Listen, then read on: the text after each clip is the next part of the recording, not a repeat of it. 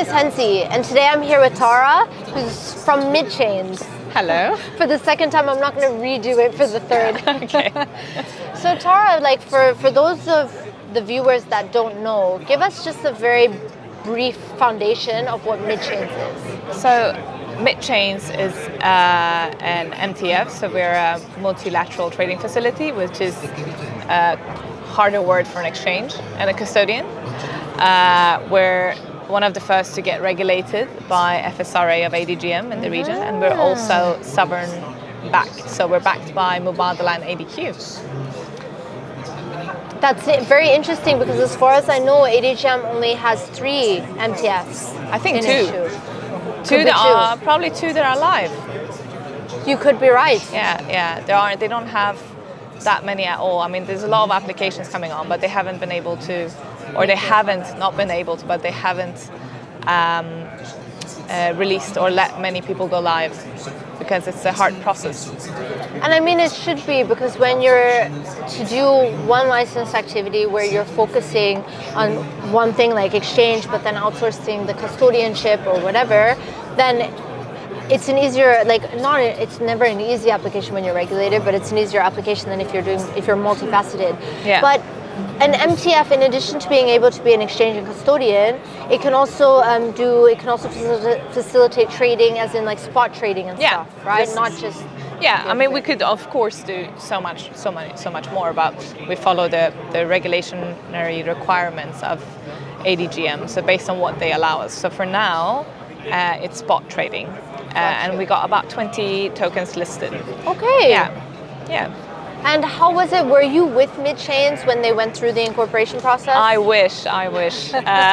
Sadly, no. When I joined, I think MidChains had been live for about 7 months, 6-7 months. Okay. Something like that, around that. So, yeah.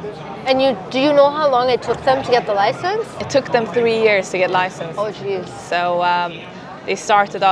the team started off in 2018, and they had the first trade in 2021 September. I think it's our anniversary. Yeah. Let me ask you this question, because exchanges, yes, I know that they are very lucrative in terms of income, or they can be, let me put it that way. But I mean, what's the benefit of being the custodian as well? Why not just outsource that? Well, because multiple reasons. Because we're a regional exchange, right? And we're a regional custodian. People that trade with us, and there are a lot of let's say institutions that also would like to custody in the country where they feel confident and safe in custodying, and not have their assets, held offshore somewhere, or perhaps even not in a wallet in a safe somewhere, but they want someone on an institutional level to also be able to hold their assets securely in the country. That makes sense. Yeah. No, that makes perfect sense. When you explain it that way, then I would understand why you would put that into the mix. And are you guys able to also act as almost like a if you were to build some sort of capabilities into your platform where you could essentially advise people on investing, since you're doing the spot trading? Is that also possible? We're not allowed to give financial advice whatsoever, because we're an exchange. If we want to do that, then we have to get an additional license for that. But then that can't be interlinked with exchange in any way. Because of the conflict of interest. Exactly. Okay. Yeah. No, that makes perfect sense. Yeah. And earlier we were talking about how nice it was to connect as women in this industry. Yeah. Because it seems very rare. It is, absolutely. I mean, usually I mostly sit in a room with a bunch of men, and I'm the only girl. I'm lying. Our team is actually a lot of females. Really? But, okay, that's good. We've been lucky. I mean, I always enjoy seeing a familiar, woman in the space and or in a meeting room or whenever I go. I've got a good number of women that are in the space I've befriended, because I really gravitation, want to. Yeah, exactly. But yeah, it's still a very man-dominated industry, right? I think a lot are, but I also find the men very supportive. Yeah, absolutely. I mean, they all find it find it cool when they see a girl that's actually knows what she's talking about. The Tomb Raider effect. Yeah, exactly. So as you walk in, you always go like, oh yeah, what do you do? People come up and they want to talk to you, because it's not very and people do enjoy.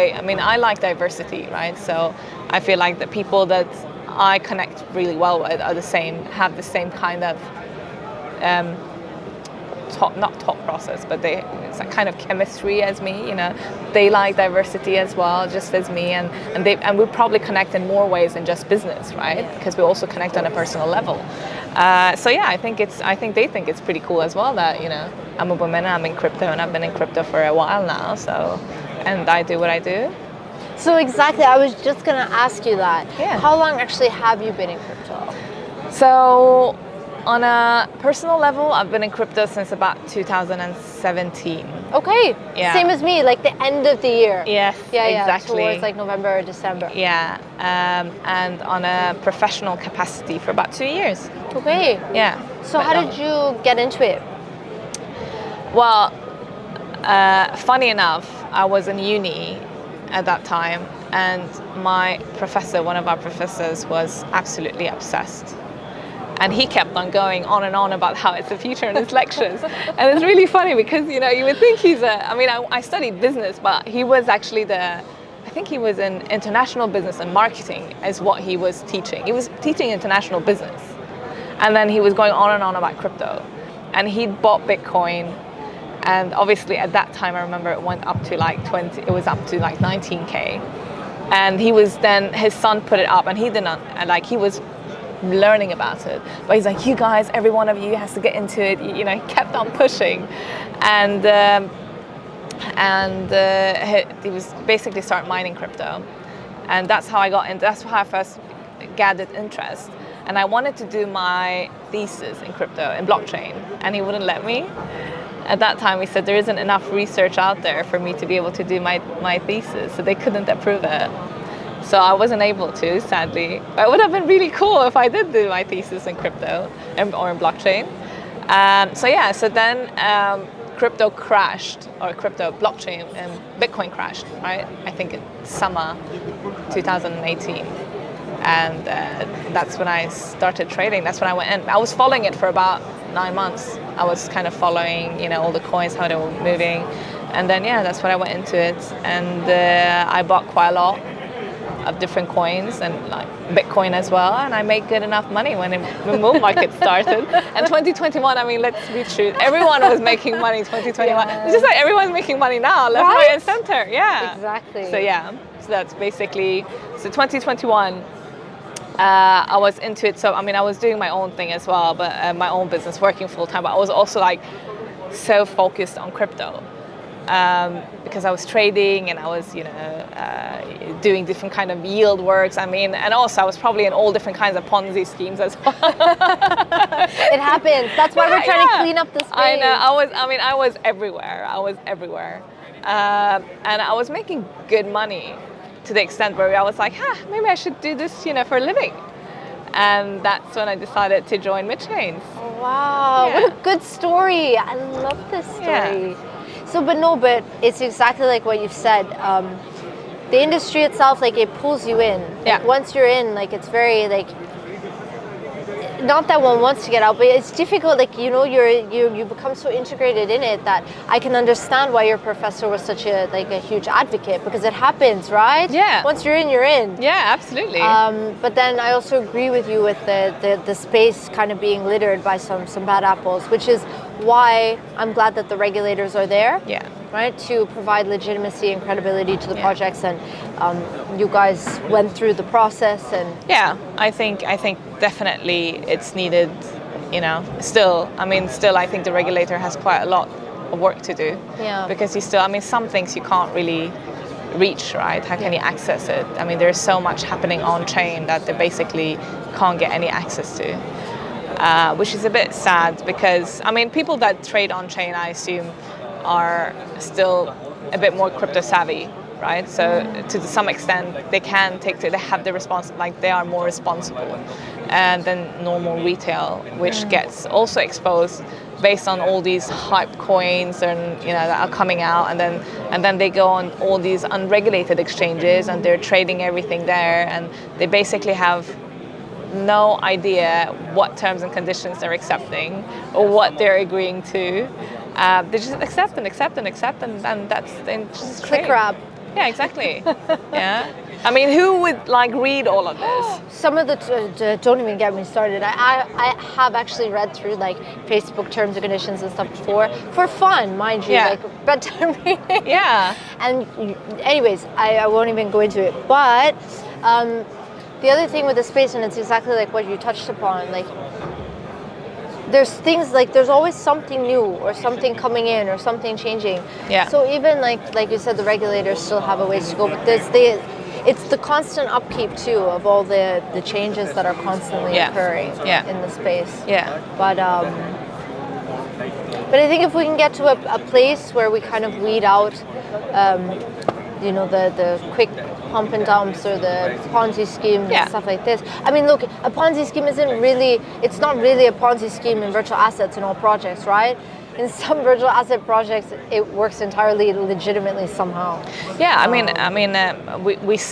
associate. I hear a lot of people associating crypto with Ponzi schemes, but people forget that we're still in financial services, and in traditional finance, it still happens. Daylight, it happens, and it happens quite a lot. Yeah. But then, just people think crypto, Ponzi scheme. No, it's exactly the same thing. For me, I feel crypto is much more transparent than any other industry, than traditional finance industry, because you have the contract, you have a white paper to read, and you just choose not to read it, right? And I was talking to this guy. Actually, I was invited for a dinner by a friend, I think 2 weeks ago, and we were sitting, and it was all new people, and we were sitting and we were having conversations about trading. And one of the guys is actually in financial services. He was doing I don't remember exactly what it was, but then he told me about all his crypto trades, and he's just following the hype and just investing. And he told me how exposed he was to the extent where it was a bit dangerous, because he's gone into an obsession. Yeah. And then we started having this conversation, and I said, why are you doing that? Why are you just blindly investing? He's like, yeah, I'm just investing in everything. And I said, so why? Why don't you? It's not different.